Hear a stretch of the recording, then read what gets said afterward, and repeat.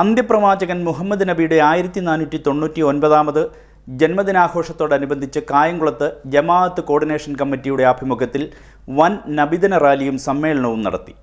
ഷഹീദാർ പള്ളി അങ്കണത്തിൽ നിന്നും നബിദിന റാലി ആരംഭിച്ചു. നബിദിന റാലിയിൽ നൂറുകണക്കിന് വിശ്വാസികൾ പങ്കാളികളായി. തുടർന്ന് നബിദിന സമ്മേളനവും നടന്നു. അന്ത്യപ്രവാചകൻ മുഹമ്മദ് നബിയുടെ 1499 ജന്മദിന ആഘോഷത്തോടനുബന്ധിച്ച് കായംകുളത്ത് ജമാഅത്ത് കോർഡിനേഷൻ കമ്മിറ്റിയുടെ ആഭിമുഖ്യത്തിൽ വൻ നബിദിന റാലിയും സമ്മേളനവും നടത്തി. ഷഹീദാർ പള്ളി അങ്കണത്തിൽ നിന്നും നബിദിന റാലി ആരംഭിച്ചു. നബിദിന റാലിയിൽ നൂറുകണക്കിന് വിശ്വാസികൾ പങ്കാളികളായി.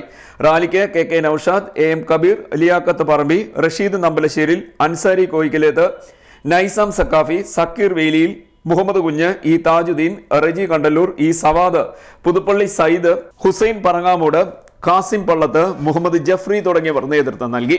ടൗൺ ചുറ്റി പാർക്ക് മൈതാനിയിലെ മിലാദ് നഗറിൽ റാലി സമാപിച്ചു. തുടർന്ന് നബിദിന സമ്മേളനം നടന്നു. സമ്മേളനം KC വേണുഗോപാൽ MP ഉദ്ഘാടനം ചെയ്തു. വിശ്വസാഹോദര്യത്തിന്റെയും സമത്വത്തിന്റെയും ഉദാത്ത മാതൃക ലോകത്തിന് കാട്ടിത്തന്ന വിശ്വപ്രവാചകനാണ് മുഹമ്മദ് നബി എന്ന് KC വേണുഗോപാൽ പറഞ്ഞു. നബിയുടെ നീതിന്യായ വ്യവസ്ഥ ഭരണാധികാരികൾക്ക് എല്ലാ കാലത്തും മാതൃകയാണെന്നും അദ്ദേഹം പറഞ്ഞു. പ്രവാചക തിരുമേനി മുൻകൈയെടുത്തുണ്ടാക്കിയ ആ ഭരണഘടന ഇസ്ലാമികളോടൊപ്പം മുസ്ലിങ്ങളോടൊപ്പം അന്യമതസ്ഥർക്ക് കൂടി അവരുടേതായിട്ടുള്ള അവകാശങ്ങളോടുകൂടി ജീവിക്കാനുള്ള സ്വാതന്ത്ര്യം നൽകുന്ന ഭരണഘടനയായിരുന്നു അന്ന് നമ്മൾ മനസ്സിലാക്കണം. അവിടെ തന്നെ പറയും, നമുക്ക് പലപ്പോഴും അറിയാം, നമ്മൾ വായിച്ചു കേട്ടിട്ടുണ്ട്, പ്രവാചക തിരുമേനി ക്രൈസ്തവരോടും യഹൂദരോടും ഒപ്പം ചർച്ചയിൽപ്പെട്ട് ഇരിക്കുന്ന സമയത്ത് ബാങ്ക് വിളി വഹിട്ടു. അപ്പോൾ പ്രാർത്ഥിക്കാൻ എഴുന്നേറ്റപ്പോൾ അവർ മറ്റുള്ളവർ അന്യമതസ്ഥർ ഇറങ്ങിപ്പോകാൻ തീരുമാനിച്ചപ്പോൾ അവർക്ക് കൂടി അവരോട് ഇവിടെ പ്രാർത്ഥിക്കാൻ പറഞ്ഞ് പ്രാർത്ഥനാലയം ഒരുക്കി കൊടുക്കുന്ന പ്രവാചക മനസ്സ്. ഒരു യഹൂദൻ്റെ ശവശരീരം അതിലൂടെ കടന്നു പോകുമ്പോൾ എഴുന്നേറ്റ് നിന്ന് ആ മൃതശരീരത്തെ ആദരിക്കുന്ന പ്രവാചക മനസ്സ്. അത് എന്തിനാണ് മറ്റ് അന്യമതസ്ഥൻ്റെ ശവശരീരത്തെ വന്ദിക്കുന്നത് എന്ന് ചോദിച്ചപ്പോൾ അതൊരു മനുഷ്യൻ്റെ ശവശരീരമാണ് എന്നുള്ള മറുപടി.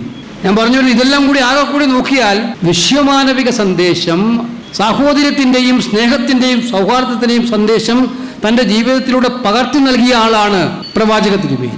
എന്താണ് സംശയം? ന്യായാധിപൻ എന്ന നിലയിൽ അദ്ദേഹത്തിന്റെ മുന്നിലേക്ക് വരുന്ന കേസുകൾ എങ്ങനെയാണ് അദ്ദേഹം കൈകാര്യം ചെയ്തത് എന്നുള്ളത് വർത്തമാനകാല രാജ്യ ഭരണാധികാരികൾക്ക് ഒരു പാഠമാണ്. ഞാൻ നേരത്തെ പറഞ്ഞു, ഭരണഘടന തന്നെ എല്ലാവർക്കും സ്വാതന്ത്ര്യം കൊടുത്തിട്ടുള്ള ഭരണഘടന.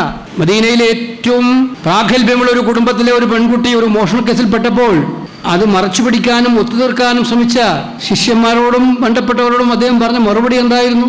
സ്വാധീനമുള്ളവരുടെ കേസ് ഒതുക്കി തീർക്കാൻ ശ്രമിക്കുകയും പാവപ്പെട്ടവനെ നിസ്സാര കുറ്റങ്ങൾ ചുമത്തി ജയിലിലടക്കാൻ ശ്രമിക്കുകയും ചെയ്യുന്ന സാഹചര്യമാണ് നമ്മുടെ പിൻതലമുറക്കാരെ ഈ നിലയിലേക്ക് എത്തിച്ചിരിക്കുന്നത്. അതുകൊണ്ട് അത് ഒരു കാരണവശാലും അംഗീകരിക്കാൻ കഴിയില്ല എന്നുള്ള ഏറ്റവും വലിയ.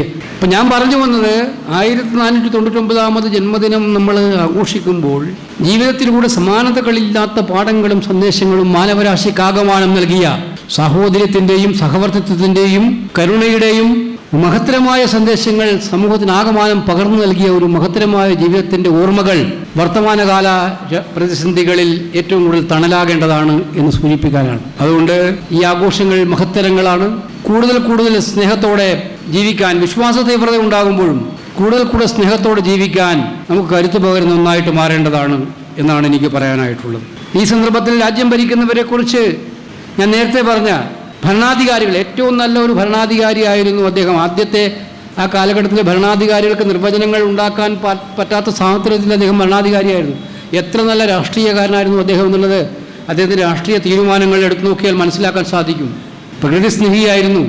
ഒട്ടകത്തിന് ഭക്ഷണം കൊടുക്കാതിരുന്ന മുതലാളിയെ ശകാരിക്കുകയും സ്വന്തം കിണറ്റിൽ നിന്ന് പട്ടിക്ക് വെള്ളം കൊടുക്കുന്ന ആൾക്ക് യഥാർത്ഥ വിശ്വാസിയാണെന്ന് സർട്ടിഫിക്കറ്റ് കൊടുക്കുകയും, അതിലൂടെ ഏറ്റവും വലിയ പ്രകൃതി സ്നേഹിയാണ്, മൃഗസ്നേഹിയായിരുന്നു, പക്ഷിസ്നേഹിയായിരുന്നു.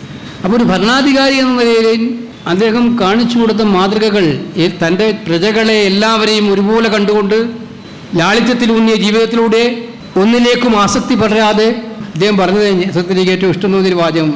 പ്രാർത്ഥനകളിൽ അദ്ദേഹം ഏറ്റവും കൂടുതൽ പ്രാർത്ഥിച്ചത് ദരിദ്രനായി ജീവിച്ച് ദരിദ്രനായി മരിക്കാൻ വേണ്ടിയിട്ടായിരുന്നു. Coordination committee chairman K Noushad അധ്യക്ഷനായി. VH അലിയാർ ഖാസിമി മുഖ്യപ്രഭാഷണം നടത്തി. പ്രവാചക പ്രഭു മുഹമ്മദ് മുസ്തഫ സല്ലല്ലാഹു അലൈഹി വസല്ലം ഈ ലോകത്ത് മുഴുവൻ മനുഷ്യരോടും കരുണ കാട്ടിയ മഹാനുഭാവനാണ്. നബിയേ, വമാ അർസൽനാക ഇല്ലാ റഹ്മത്തൽ ലിൽ ആലമീൻ. അങ്ങേ ഞാൻ ഈ ലോകത്തിന് അയച്ചിട്ടുള്ളത് സർവ്വലോകത്തിനും അനുഗ്രഹമായിട്ടാണ്. ഈ ലോകത്താർക്കും ആ പ്രവാചകനെ കൊണ്ടോ ആ പ്രവാചകന്റെ വിശിഷ്ടരായ അനുയായി വൃന്ദങ്ങളെ കൊണ്ടോ ആ പ്രവാചകന്റെ വൈശിഷ്ട്യമാർന്ന ഇസ്ലാമിക ദർശനമോ സംസ്കാരമോ കൊണ്ടോ ആർക്കും ഒരു വേദനയോ നൊമ്പരമോ അസ്വാതന്ത്ര്യമോ അസ്വസ്ഥതയോ അനുഭവിക്കേണ്ടി വന്നിട്ടില്ല, വരികയുമില്ല എന്നതാണ് ഈ മഹിതമായ സന്ദേശം ഈ ലോകത്തിന് നൽകിയ ഏറ്റവും വിലപ്പെട്ട സൗഭാഗ്യം എന്ന് ഞാൻ പറയാൻ ആഗ്രഹിക്കുക. ഇവിടെ പറയപ്പെടുകയുണ്ടായി, നാം ഇന്ന് ജീവിച്ചുകൊണ്ടിരിക്കുന്ന നമ്മുടെ മഹത്തായ രാജ്യം, അഭിമാനകരമായ പൈതൃകത്തിന്റെ സവിശേഷമായ സനാതനമായ പാരമ്പര്യത്തിന്റെ പിന്തുണയുള്ള നമ്മുടെ മഹത്തായ രാജ്യം. പക്ഷേ സങ്കടകരമെന്ന് പറയട്ടെ, സ്നേഹത്തിന്റെ, സഹകരണത്തിന്റെ, സഹവർത്തിത്വത്തിന്റെ ലോകോത്തര മാതൃകയായി ലോകത്തെ സാമൂഹിക ശാസ്ത്രജ്ഞന്മാർ മതങ്ങളുടെ മ്യൂസിയം എന്ന് വിശേഷിപ്പിച്ച എല്ലാ മതങ്ങളും, ലോകമതങ്ങളായ ക്രൈസ്തവ, ജൂത, ഇസ്ലാം മതങ്ങൾ ഈ ലോകത്തേക്ക്, ഈ രാജ്യത്തേക്ക് കൈനീട്ടി സ്വാഗതം ചെയ്യപ്പെട്ടപ്പോ ഈ രാജ്യം നൊന്തുപെറ്റ ബുദ്ധ, ജൈന, സിഖ് മതങ്ങളൊക്കെ എല്ലാവരും തോളോട് തോൾ ചേർന്ന് അവരവരുടെ വിശ്വാസങ്ങൾ, ആചാരങ്ങൾ, അനുഷ്ഠാനങ്ങൾ നിലനിർത്തിക്കൊണ്ട് Muhammad Yasin Bukhari, advocate E Sameer, Sheikh P Haris, coordination committee convener M Kabeer, A Thaha Musliyar, K Jalaluddin Moulavi, M Mahmood Musliyar, M Basheer Musliyar, U Thajuddin Baqavi, A Abdul Shukoor എന്നിവർ സംസാരിച്ചു. ജൈവ വൈവിധ്യ ബോർഡിന്റെ പുരസ്കാരം നേടിയ എച്ച് അബ്ദുൾ ലത്തീഫിനെ MP ആദരിച്ചു. CDNet news, Kayamkulam.